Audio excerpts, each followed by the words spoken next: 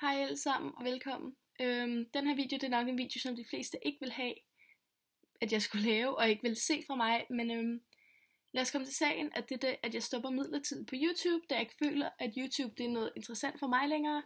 Jeg føler ikke, det er noget, jeg har lyst til at lave, og jeg føler ikke, at jeg kan komme videre med det, da det danske YouTube-community er blevet rigtig stort, og det er rigtig, rigtig svært at komme frem, medmindre man er noget specielt. Og hvis I ser på mig, så er jeg en typisk dansk pige, der laver YouTube ligesom cirka 10.000 andre danske piger. Okay, det er måske en overdrivelse, men der er rigtig, rigtig mange danske piger, der er begyndt at lave YouTube, og det føler jeg ikke, at jeg har lyst til længere. Så den her video, den er optaget på min computer, meget uprofessionelt og sådan noget. Jeg ved det godt. Men det var, ja, sådan er det. Jeg kommer ikke til at lave YouTube sådan i fremtiden. Men jeg kommer til at bruge den her kanal som platform til at komme videre. Hvis der lige pludselig er en video fra mig, så er det fordi, jeg har startet noget nyt.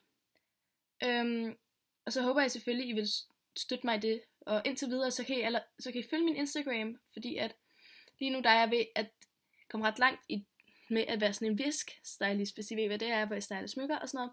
Og jeg kæmper rigtig meget for at få noget op at køre lige pt. Så hvis I gerne vil se mere til mig, så kan I følge min Instagram. Den kommer til at stå lige her, og så kommer den til at stå dernede i beskrivelsen.